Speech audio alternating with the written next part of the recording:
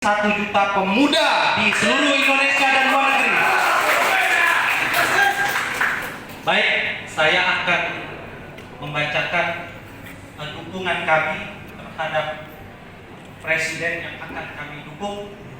Mudah-mudahan semua yang menghadiri acara ini baik langsung dan di online yang pada hari ini mengikuti dari seluruh Indonesia, di seluruh Indonesia, dan teman-teman yang ada di luar negeri.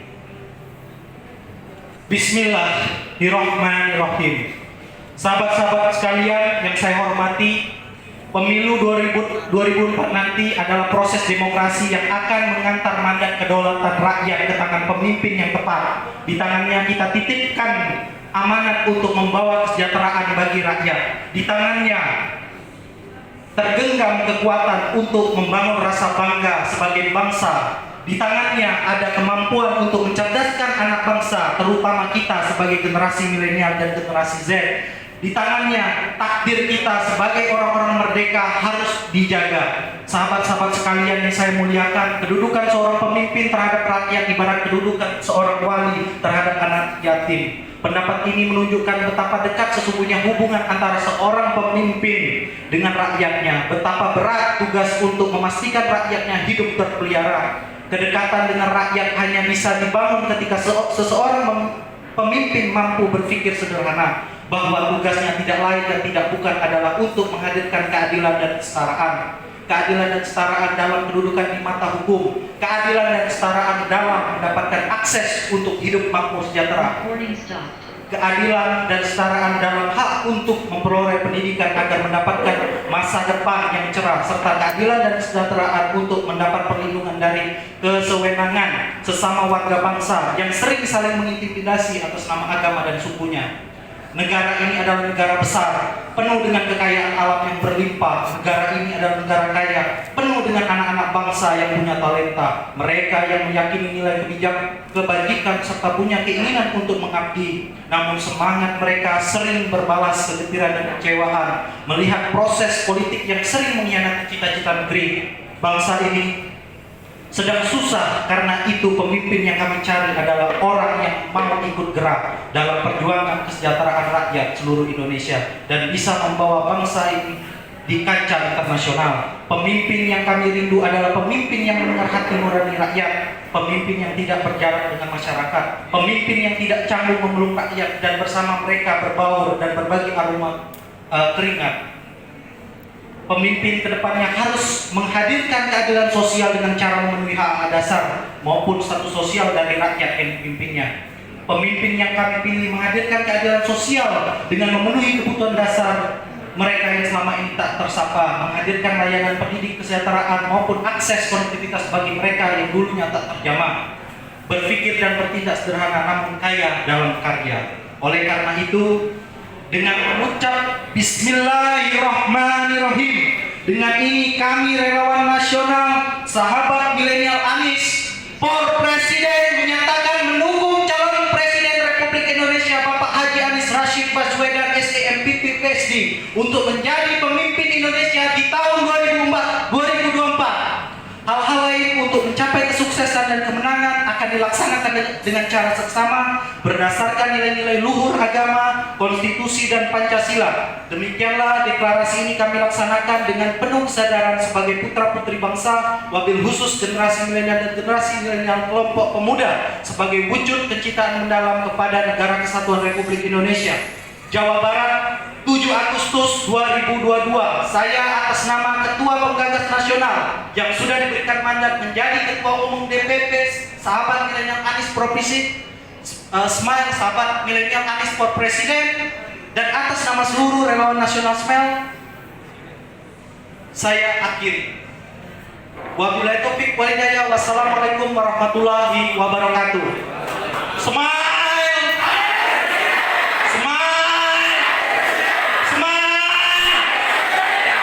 Terima kasih. Bang Rama, mungkin bisa dijelaskan kegiatan deklarasi hari ini itu seperti apa dan tujuannya itu untuk apa, Bang Rama?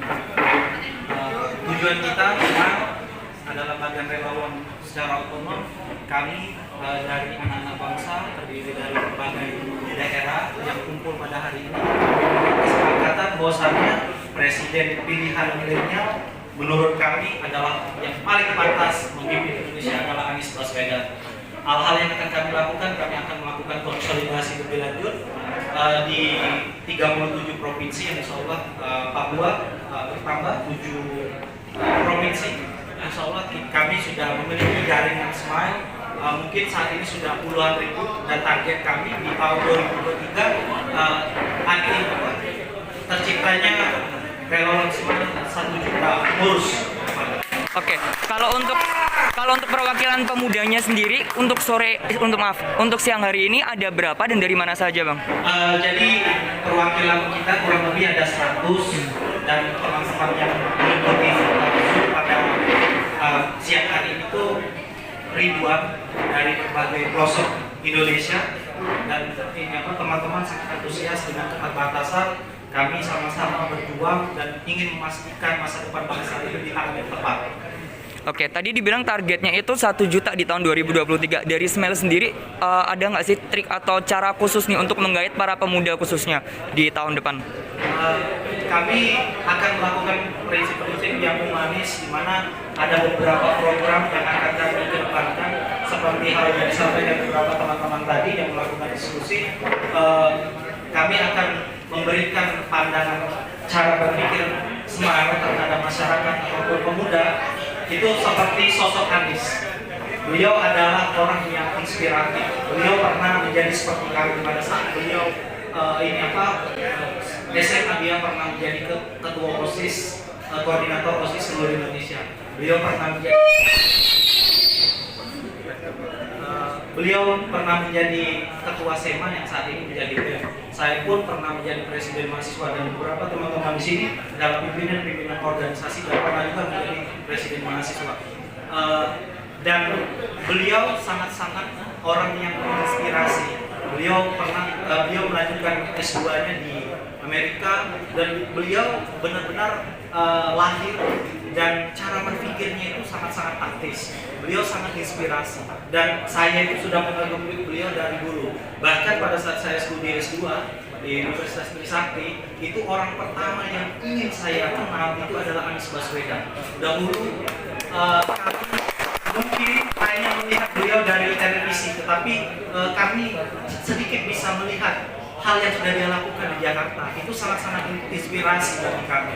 Oke, berarti dengan cara mengenalkan sosok Anies ke para pemuda seluruh Indonesia itu berarti Bang Rama sendiri mewakili Smile yakin ya 1 juta pemuda itu akan terjadi di tahun 2023. Insya Allah kami meyakini Orinas tanpa Orinas, baik-baik manusia adalah manusia yang bermanfaat untuk orang lain, dan kami meyakini melalui peran Smile ini akan lahir pemimpin yang memang dari kami. Karena alhamdulillah teman-teman yang hadir pada hari ini pun itu datang dengan sukarela dari Papua, Sulawesi, Kalimantan, Jawa, Sumatera, bahkan tadi Pak Litopan yang menciptakan lagu Anies Sahabatku, beliau datang dari Bangka Belitung, sama seperti saya kebetulan. Beliau datang pakai kapal, pakai uang pribadi, dan kami pun di sini gitu kan turunan. Kami benar-benar pengen pemimpin yang jadi di 2024 itu adalah pemimpin yang dari rahim rakyat. Oke, mungkin terakhir Bang Rama ada pesan nggak untuk khususnya para kaum milenial nih dalam bentuk mendukung Anies, Bang? Pesan dan kesan untuk seluruh anak muda di seluruh Indonesia yang melihat bangsa ini membutuhkan pikiranmu, bangsa ini membutuhkan hatimu. Tidak boleh kita mendukung seseorang itu ada intervensi dari siapapun. Kita sebagai anak muda, anak bangsa harus merdeka secara berpikir. Tidak ada boleh lagi yang namanya politik transaksional, money politik dan sebagainya.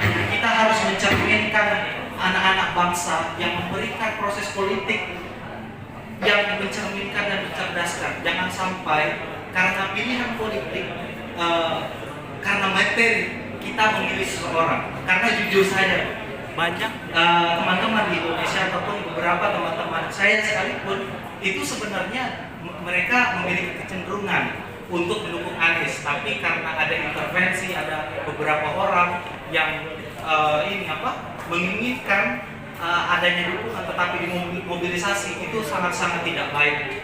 Dan kami pun ingin mengajak seluruh teman-teman di seluruh Indonesia, khususnya anak muda, bahkan anaknya Pak Presiden pun, Pak Joko Widodo, Mas Kaisang, kalau misalkan mau menjadi relawan silakan gitu. Bahkan semua orang-orang di Indonesia, anak muda, boleh, ayo kita sama-sama berbagi peran untuk Indonesia yang lebih baik. Mungkin itu saja. Terima kasih. Oke. Mungkin mau menambahkan, silakan. Silakan. Cukup. Pada media dan semua dari unsur pimpinan yang ada di Indonesia, langsung yang perlu kita sampaikan terkait dengan kepemimpinan itu, saya lihat bahwa kepemimpinan itu harus dilihat dari kapasitas, ya, bahwa kapasitas pemimpin itu terlihat daripada kecerdasannya. Ya, kalau pemimpin cerdas, pemimpin mampu merangkum masyarakat, mampu merangkum rakyat yang ada di Indonesia, saya yakin insya Allah pemimpin 2024 akan terlihat di situ. Itu yang pertama. Yang kedua, prestasi, ya. Dan saya lihat ada beberapa pemimpin udah terlihat, ya, udah terlihat secara prestasinya. Jadi kalau pemimpin kita sebagai kaum milenial harus lihat, ya, secara prestasi, gitu. Jangan kita sebagai kaum milenial hanya sekedar melihat secara pendirian, tetapi kita harus lihat secara prestasi, karena prestasi juga salah satu menunjang masa depan masyarakat yang ada di Indonesia. Itu yang kedua. Yang ketiga adalah tanggung jawab, ya. Dan saya lihat pemimpin yang dipimpin oleh Pak Anies sekarang ini secara nalar, dan saya selaku dari Sulawesi, bahwa udah sekelas Jakarta beliau bisa mampu menjadikan Jakarta internasional. Bagaimana kedepannya kalau beliau menjadi presiden, saya yakin insya Allah internasional pun beliau mampu merangkum Indonesia ini. Itu yang ketiga. Yang keempat adalah prestasi, ya,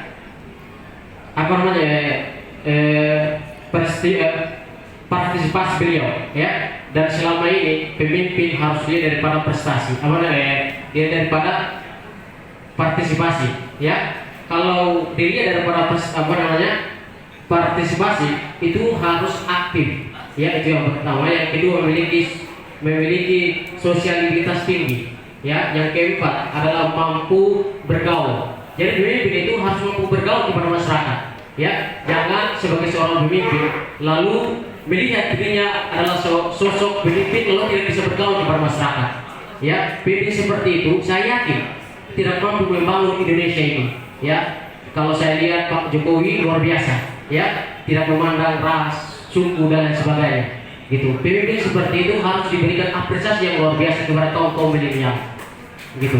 Dan harapan saya kedepannya di 2024 kita lihat pemimpin seperti itu. Jangan hanya sekedar lihat bahwa dia pemimpin yang cinta kepada kita cinta kepada dia, kita lihat juga apakah dia mampu membawa masyarakat ini secara pembangunan, ya, secara membawa masyarakat ke depannya, gitu. Jangan hanya dilihat bahwa ini saya cinta kepada dia, tetapi saya cinta kepada dia, padahal secara pembangunan di daerah-daerah itu tidak terlihat. Dan alhamdulillah Pak Presiden Pak Jokowi, alhamdulillah dari tingkat di Sulawesi, Papua, Maluku, dan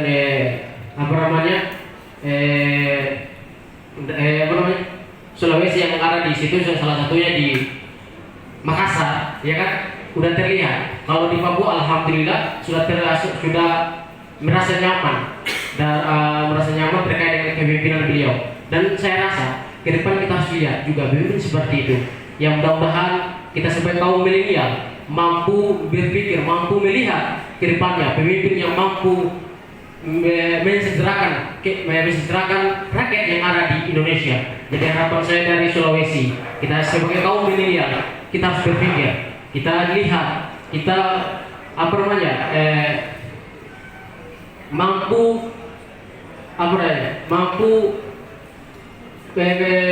menjadikan pemimpin itu akan menjadi pemimpin bangsa Indonesia. Saya yakin sungguh ke depannya kalau kaum milenial akan menjadi peran penting untuk kemajuan Republik Indonesia.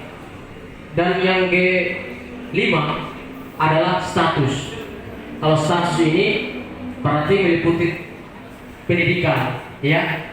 Dan alhamdulillah kalau saya yakin pemimpin-pemimpin ke depannya dia salah satu, jangan hanya dilihat daripada ini, tetapi statusnya juga itu penting.